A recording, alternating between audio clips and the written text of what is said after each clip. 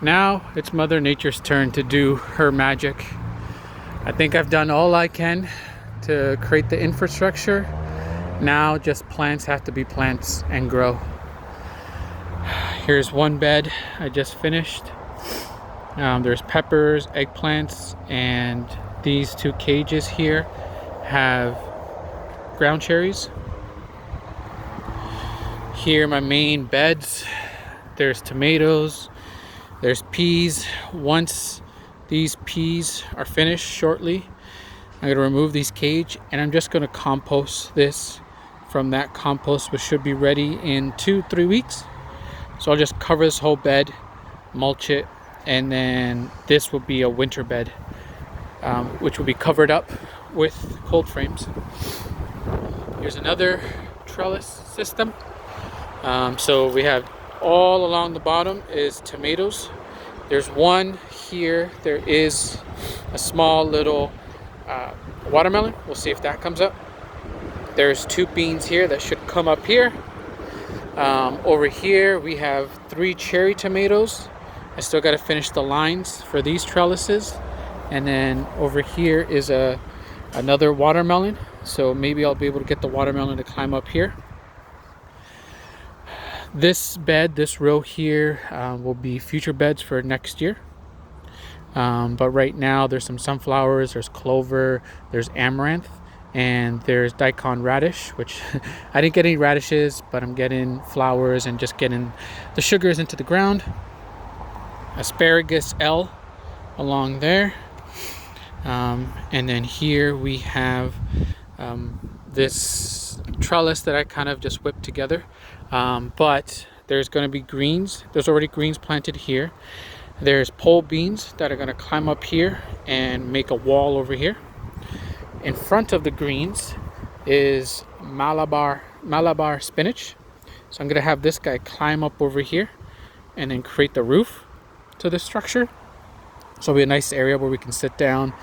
By that time, I'm planning, by the time the Malabar is over, these garlics should be harvested or well on their way to be harvested. So this would be kind of an empty bed. Again, I'll probably start prepping it for winter production. And then so I have greens, mixed kind of greens in here. So hopefully this area here will be shaded and cool enough to let those greens, there's kales, there's Swiss chard, and another mustard green. So we'll see how that kind of works out. Here, kind of a random bed of more peppers, or sorry, bush greens. There's 2 zucchinis that I'm going to train up, and another round of bush beans. And then coming down below here is where my original food forest is, but I think it's just going to evolve. I'm going to have plants and trees everywhere. But there's 1, 2, 3 watermelons that I'm going to finish the lines here, but they're going to climb up and climb in these trellises. At the base of those back 2 are 3 more ground cherries. We'll see if they come up. And then along here is a couple of bush beans. If you can kind of see here, there is purslane. So I have 3 purslane plants that I transplanted, dotted through here. So eventually this will hopefully be ground cover of purslane and other edible little vine and greens. Over here we have more bush beans. There are 4 pumpkin pie pumpkins right there. Over here is a trellis pretty much whipped together. This is a construction fence that I found, a nice roll, so I just multi-purpose it for different things. But right now is pole beans that are going to climb up there. Over here underneath the pear tree is another set of pole beans that are going to go up the tree. And then finally, the last kind of trellis that I've created here is this big guy here. And at the base of them, there are 1, 2, 3, 4 scarlet runner beans. So that's going to climb up here, and over the summer will be very well. Everything is mulched, heavily mulched. My downspout from the house again coming down here.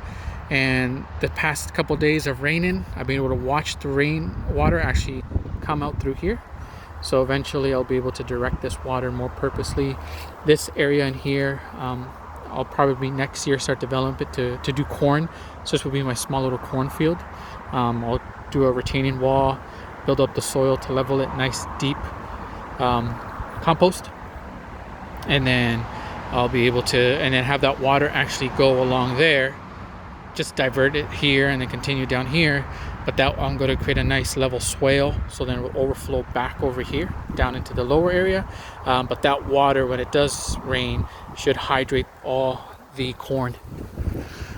Along the side here, this is just a blank area that never really developed. There were some sunflowers here. I think I may have one sunflower. These are honey nut squashes that are doing really well under the mixed lighting and dappled shade of the neighbor's cherry trees. And throughout actually the garden, I couldn't commit to putting any flowers anywhere, so I just put them in pots.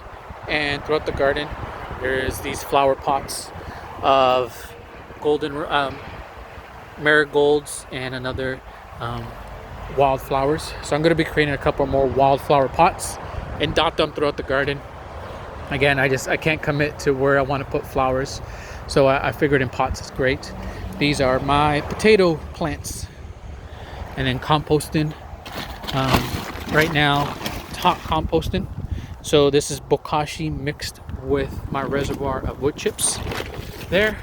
And then along the side, here's another side garden that's very kind of mishmashed. There is an asparagus, which I think when they go dormant, I'm going to dig them out and move them to the asparagus L down there. And then lastly, along the house is this trellis. So right now I planted some beans here. I'll probably put a couple of scarlet runners and see pole beans and scarlet runners, which ones work the best. So they'll climb up here.